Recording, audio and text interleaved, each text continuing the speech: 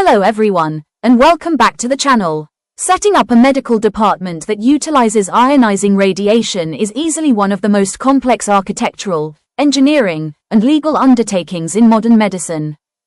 In this video guide and masterclass, we are going to break down the deep, step-by-step master protocol to execute a radiation installation safely and legally, from initial concept all the way to clinical readiness. Whether you are an administrator, a medical physicist, or a student, grab a notebook. Let's dive in. Before we talk about concrete and steel, we have to understand our adversary. In a modern hospital, we deal with three distinctly different forms of ionizing radiation. First, machine-generated photons, like X-rays. Second, unsealed radioactive isotopes in nuclear medicine. And third, high-energy therapeutic beams from linear accelerators. Because each of these presents highly specific hazards, a one-size-fits-all approach simply does not work. This brings us to Phase 1, institutional registration and assembling our team. Long before a single blueprint is drawn, you must establish the legal right to handle ionizing radiation. First, the legal entity.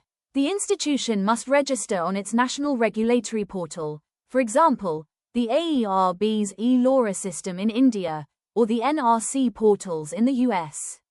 Crucially, the hospital's director or CEO must be formally designated as the employer. This is not just a title. This individual bears ultimate legal and penal responsibility for any radiation incident in the facility. Second, you must assemble your brain trust. Standard commercial contractors cannot build this alone. You need a specialized core team. For radiodiagnostics, a lead radiologist and an RSO to calculate throughput. For nuclear medicine, a nuclear medicine physician and an RSO who understands isotope half-lives. And for radiotherapy, an oncologist, a medical physicist for beam calculations, and a specialized structural engineer.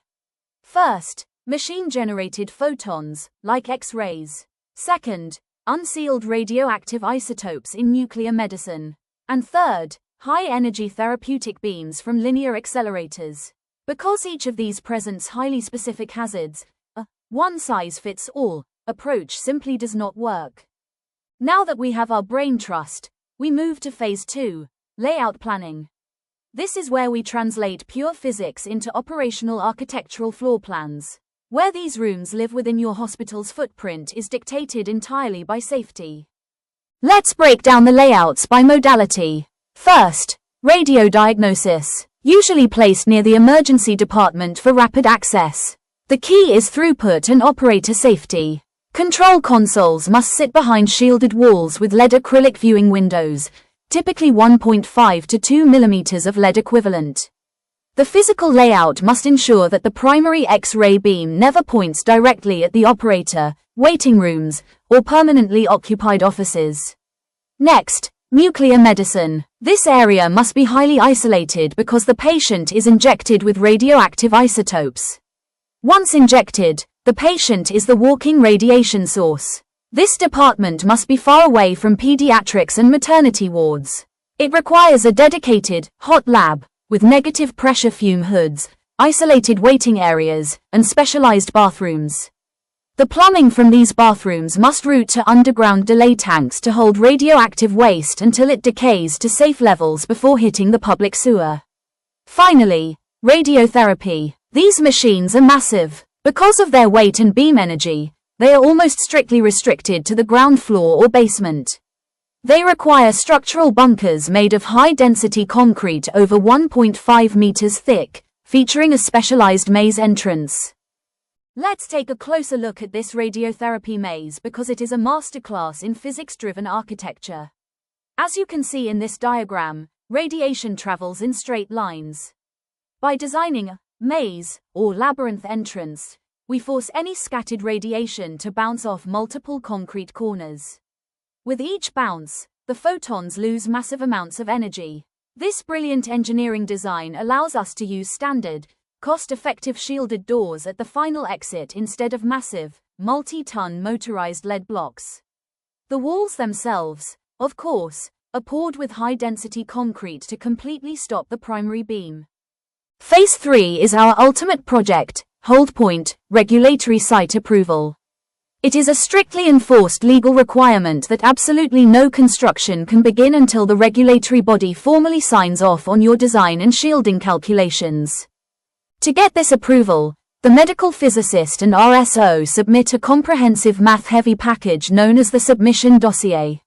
We look at workload, represented by $W, use factor, $U, and occupancy, $T. This formula on your screen calculates the transmission factor, $B, required for our barriers. It mathematically proves exactly why a CT room might only need a few millimeters of lead, while a LINAC room next door needs several feet of concrete, depending on who is sitting on the other side of that wall. Keep in mind, once the regulatory board issues the formal approval, the blueprint is legally locked. This is the zero deviation rule. If a contractor drills a random hole through a shielded wall for a pipe or air duct, they create what we call radiation streaming. This instantly voids your approval and halts the project. Once our walls are constructed strictly to code, we enter Phase 4, procurement and equipment installation.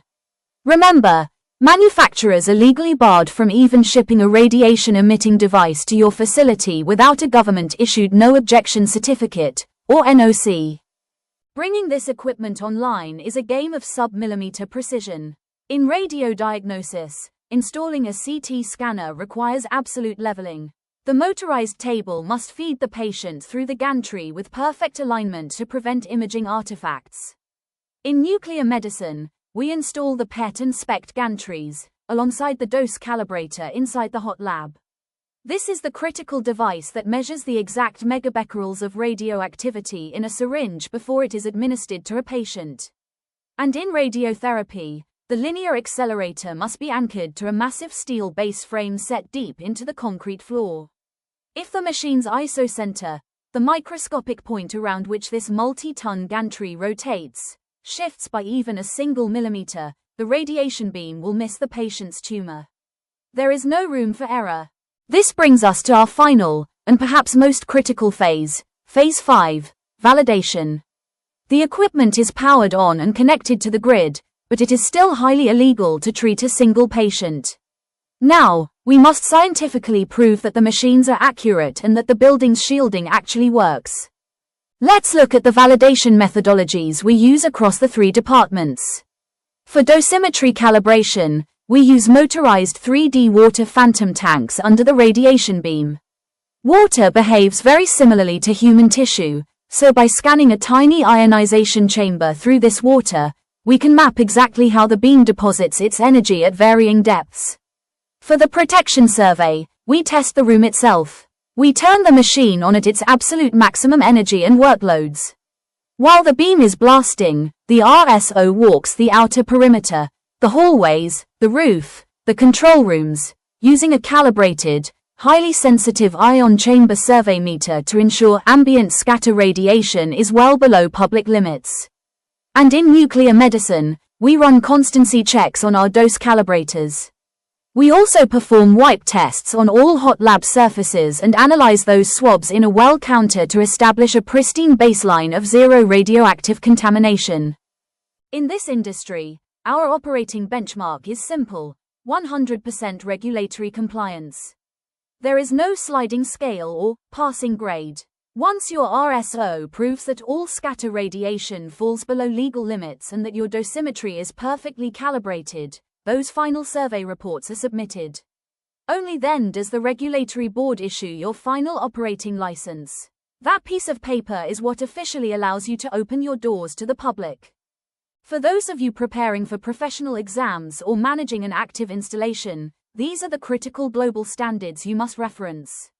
Make sure your team is intimately familiar with IAEA-GSR Part 3 for safety standards, ICRP Publication 103 for dose limits, NCRP Reports 147 and 151 for structural shielding designs, and AAPM Task Group 142 for your daily and monthly QA tolerance limits.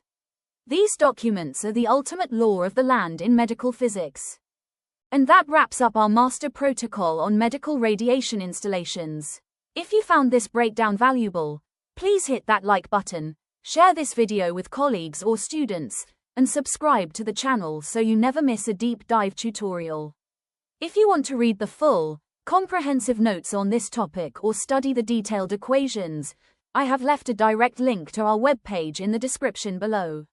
Leave your questions or thoughts in the comments. Thank you for watching, stay safe, and stay compliant.